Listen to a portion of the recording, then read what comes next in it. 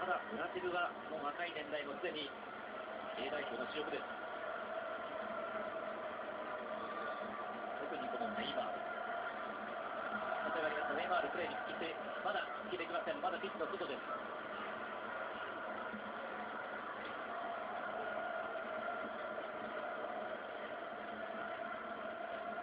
流れていきました。レアンドロ・ダミアン倒れていますが、メ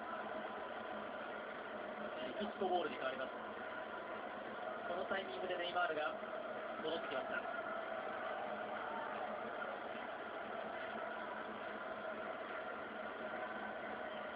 まもなく後半の10分、メキシコが1人メンバー交代の動き、準備しているのは16番のポンセ、左サイドの中盤、あるいはディフェンスが仕事もできる選手です。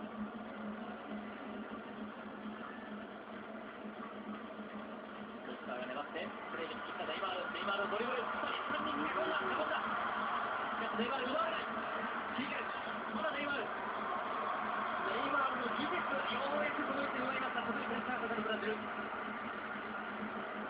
パチアに預けて、ああ、あと1分は